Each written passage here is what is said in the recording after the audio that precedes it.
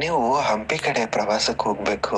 ಕಲ್ಲಿನ ಮೇಲೆ ಎಷ್ಟು ಮರಳಿರ್ತವೆ ಅಂದ್ರೆ ಅದರ ಮೇಲೆ ಹುಲ್ಲು ಕೂಡ ಬಂದಿರುತ್ತೆ. ಅದು ಬದುಕೋದು ಎಷ್ಟೊತ್ತೋ. ಜೋರಾಗಿ ಮಳೆ ಬಂದ್ರೆ ಕೊಚ್ಕೊಂಡು ಹೋಗುತ್ತೆ. ಹಾಗಾಗಿ ಹೆಚ್ಚು ಬದುಕೋದಿಲ್ಲ. ಆದ್ರೂ ಇರೋಷ್ಟು ದಿನ ನಗ್ನಗ್ತಾ ಇರ್ತದೆ. ಅದ್ಯಾಕೆ? ಮಲ್ಲಿಗೆ ಹೂವು ಬದುಕೋದು 12 ತಾಸು ಅಷ್ಟೇ. ಸಾಯಂಕಾಲ ಹೊತ್ತಿಗೆ ಒಣಗಿ ಹೋಗ್ತದೆ. ಆದರೆ ಒಂದು ದಿವಸ ಮಲ್ಲಿಗೆ ತಾನಿರುವುದೇ 12 ಗಂಟೆ ಎಂದು ಬೇಸರ ಮಾಡ್ಕೊಳ್ಳೋದಿಲ್ಲ. ಕೊನೆಯ ಗಳಿಗೆವರೆಗೂ ಸುವಾಸನೆ ಕೊಟ್ಟೇ ಹೋಗುತ್ತೆ.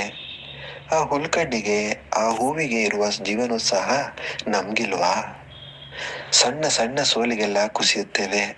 ಅಂಕ ಕಡಿಮೆ ಬಂತು ಅಂತ ಆತ್ಮಹತ್ಯೆ ಮಾಡ್ಕೊಳ್ಳೋದು, ಮನೆ ಬಿಟ್ಟು ಓಡಿ ಹೋಗೋ ಮಕ್ಕಳನ್ನ ಅದನ್ನು ನೋಡಿ ಕಲಿಬೇಕು. ಸೋಲು ಸೋಲಲ್ಲ, ಅದೊಂದು ಘಟನೆ ಅಷ್ಟೇ.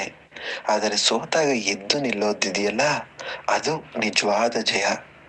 ನಾವು ದೊಡ್ಡವರ ಜೀವನವನ್ನ ನೋಡ್ಬೇಕು. ಸಾಕಷ್ಟು ಬಾರಿ ಸೋತಿದ್ದಾರೆ. ಸೋಲೋದು ನಿಜವಾದ ಅಪಮಾನ ಅಲ್ಲ, ಆದರೆ ಸೋತಾಗ ಎದ್ದು ನಿಲ್ಲೋದಿದೆಯಲ್ಲ, ಅದೇ ನಿಜವಾದ ಗಟ್ಟಿತನ, ಆತ್ಮವಿಶ್ವಾಸ. ಸೋತಾಗ ಎದ್ದು ನಿಲ್ಲೋದಿಲ್ವಲ್ಲ, ಅದು ನಿಜವಾದ ಅಪಮಾನ.